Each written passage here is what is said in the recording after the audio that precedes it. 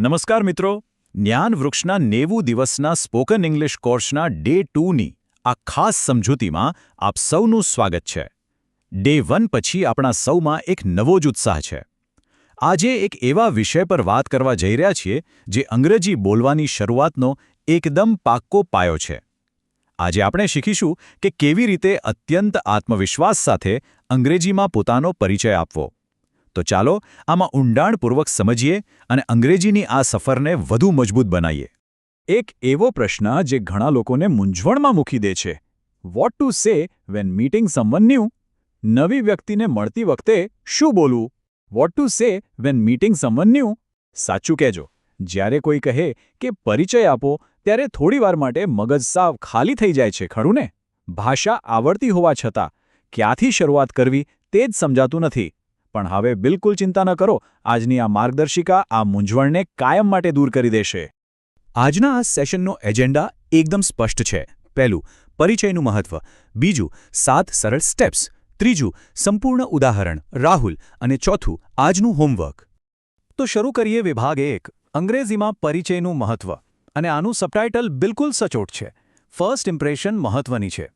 આગળ જોઈએ વિભાગ 2, 7 સરળ સ્ટેપ્સ, જેને આપણે ધ બ્લુપ્રિન્ટ કહીશું.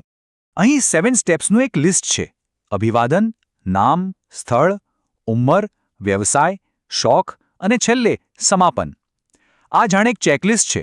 બસ આ 7 ખાનાઓ ભરવાના છે અને એક પરફેક્ટ અંગ્રેજી પરિચય તૈયાર થઈ જશે. છે ને સાવ સરળ?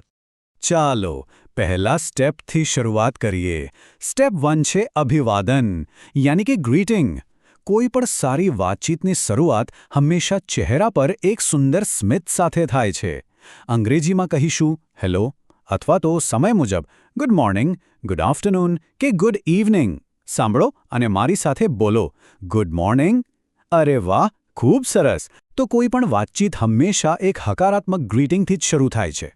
બીજું સ્ટેપ છે પોતાનું નામ જણાવવું. અહીં 2 સાચી રીતો છે. માય નેમ ઇઝ રાહુલ અથવા આઈ એમ રાહુલ. મારી સાથે બોલો અને પ્રેક્ટિસ કરો. માય નેમ ઇઝ અને પછી પોતાનું નામ. પણ હા, ધ્યાન આપો, એક બહુ જ સામાન્ય ભૂલ જે લોકો અવારનવાર કરે છે તે છે માય સેલ્ફ રાહુલ બોલવું. આ વ્યાકરણની દૃષ્ટિએ બિલકુલ ખોટું છે. હંમેશા માય નેમ ઇઝ અથવા આઈ એમ નો જ ઉપયોગ થાય છે. આટલું યાદ રહેશે ને? સ્ટેપ 3 છે સ્થળ એટલે કે લોકેશન. આપણે ક્યાંથી છીએ તે જણાવવાની આ અલગ અલગ રીતો છે. જો હાલ જ્યાં રહેતા હોઈએ તે કહેવું હોય તો બોલાય આઈ લિવ ઇન અહેમદાબાદ. હું અમદાવાદમાં રહું છું. I live in Ahmedabad. પણ જો કહેવું હોય કે મૂળ વતન કયું છે તો કહી શકાય આઈ એમ ફ્રોમ રાજકોટ અથવા આઈ બિલોંગ ટુ સુરત. આ વાક્યોમાં એકદમ નાનો અમથો તફાવત છે. પોતાનું ગામ કે શહેર યાદ કરી મનમાં એક વાક્ય બનાવો અને બોલો જોઈએ આઈ લિવ ઇન. પરફેક્ટ. ચોથું સ્ટેપ છે ઉંમર. અહીં એક વાત ખાસ નોંધવા જેવી છે કે આ સ્ટેપ સંપૂર્ણપણે વૈકલ્પિક એટલે કે ઓપ્શનલ છે.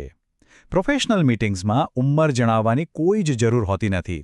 પણ જો ક્લાસરૂમ કે મિત્રો વચ્ચે પરિચય આપતા હોઈએ તો ચોક્કસ કહી શકાય આઈ એમ 25 યર્સ ઓલ્ડ અથવા માત્ર ટૂંકમાં આઈ એમ 18. અહીં માત્ર આંકડો બદલવાનો રહે છે. સ્ટેપ 5માં વ્યવસાય કે કામ જણાવવાનું છે. જો ભણતા હોઈએ તો આઈ એમ અ સ્ટુડન્ટ. નોકરી કરતા હોઈએ તો I work in a company. અથવા સીધો હોદ્દો જેમ કે આઈ એમ અ સોફ્ટવેર એન્જિનિયર. વ્યાપારીઓ કહી શકે આઈ એમ અ બિઝનેસમેન. અને ખાસ કરીને જે બહેનો ઘર સંભાળે છે તેમના માટે આઈ એમ અ હાઉસવાઇફ કરતાં આઈ એમ અ હોમમેકર કહેવું બહુ જ સારો અને એકદમ આધુનિક વિકલ્પ છે. આમાંથી યોગ્ય વાક્ય પસંદ કરી મારી સાથે એકવાર બોલો આઈ એમ અ. ખૂબ જ સરસ. છઠ્ઠું સ્ટેપ છે શોખ એટલે કે હોબીઝ. અહીં આપણે સિંગ્યુલર અને પ્લુરલ વચ્ચેનો તફાવત સમજવાનો છે. જો માત્ર એક જ શોખ હોય તો કહેવાય my hobby is reading books. મારો શોખ પુસ્તકો વાંચવાનો છે. My hobby is reading books. પણ જો એકથી વધુ શોખ હોય તો શબ્દ બદલાઈને હોબીઝ થઈ જશે અને ઇઝનું આર થઈ જશે. My hobbies are travelling and listening to music. અને જો આ થોડું અઘરું લાગે તો એક સિમ્પલ શોર્ટકટ પણ છે. સીધું જ કહી શકાય કે આઈ લાઇક પ્લેઇંગ ક્રિકેટ અથવા આઈ લાઇક રીડિંગ. આ દરેક જગ્યાએ ચાલશે. અને હવે આપણે પહોંચી ગયા છીએ અંતિમ 7મા સ્ટેપ પર, સમાપન. વાત પૂરી કરતી વખતે એક સારી છાપ છોડવી ખૂબ જરૂરી છે. આના માટે 2 જાદુઈ વાક્યો છે. Nice to meet you. તમને મળીને આનંદ થયો. Nice to meet you. અને થેન્ક યુ, આભાર, આ નાના વાક્યો સાંભળનારને ઘણું માન આપે છે. સાંભળો અને મારી સાથે બોલો, નાઇસ ટુ મીટ યુ. એકદમ પ્રોફેશનલ. અને આ રીતે આપણો પરિચય પૂરો થાય છે. હવે જોઈએ વિભાગ 3 સંપૂર્ણ ઉદાહરણ. રાહુલ. સબટાઇટલ છે બધું એકસાથે, એટલે કે પુટિંગ ઇટ ઓલ ટુગેધર. ચાલો આ રાહુલનો સંપૂર્ણ પરિચય સાંભળીએ. Hello, good morning. My name is Rahul. I live in Surat. I am 22 years old. I am a student. I like playing cricket and reading books. Nice to meet you. Thank you. આનો ગુજરાતી અર્થ કંઈક આવો થાય છે. નમસ્તે, શુભ સવાર. મારું નામ રાહુલ છે. હું સુરતમાં રહું છું. મારી ઉંમર 22 વર્ષ છે. હું એક વિદ્યાર્થી છું. મને ક્રિકેટ રમવું અને પુસ્તકો વાંચવા ગમે છે. તમને મળીને આનંદ થયો. તમારો આભાર. હવે ફરી એકવાર આખું અંગ્રેજીમાં સાંભળો. Hello, good morning. My name is Rahul. I live in Surat. I am 22 years old. I am a student. I like playing cricket and reading books. Nice to meet you. Thank you. જોયો ને, આ કેટલું સરળ અને સુંદર છે. આ જ રીતે દરેક વ્યક્તિએ પોતાનો પરિચય બનાવવાનો છે. તો હવે વિભાગ 4 આજનું હોમવર્ક, આપણો એક્શન પ્લાન. આજના 3 સીધા અને સચોટ ટાસ્ક અહીં આપેલા છે. પહેલું, એક નોટબુક લઈને રાહુલના ઉદાહરણની જેમ સાચું નામ, સ્થળ અને વ્યવસાય ભરીને એક પરિચય લખો. બીજું ટાસ્ક છે અરીસા સામે પ્રેક્ટિસ. અરીસા સામે ઊભા રહીને 5 વાર જોરથી બોલવાની પ્રેક્ટિસ કરવી. આનાથી ગજબનો આત્મવિશ્વાસ આવશે. અને ત્રીજું, મોબાઈલમાં અવાજ રેકોર્ડ કરો. તેને સાંભળીને જાતે જ ભૂલો સુધારવી. ખરેખર આ એક ગેમ ચેન્જર ટેકનિક છે. છેલ્લે એક સવાલ. શું આપણે દુનિયા સામે આત્મવિશ્વાસથી પરિચય આપવા તૈયાર છીએ? Are we ready to confidently introduce ourselves to the world? જવાબ છે હા, બિલકુલ.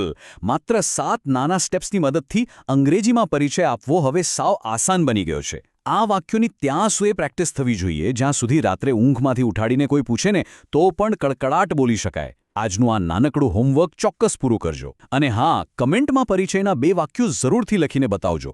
જો આ સમજૂતી પસંદ આવી હોય તો લાઇક કરો, મિત્રો સાથે શેર કરો અને જ્ઞાન વૃક્ષને સબસ્ક્રાઇબ કરો, જેથી ડે 3માં ફરીથી કંઈક નવું શીખી શકાય. પણ જતાં જતાં બસ એક વિચાર કરતા જોજો.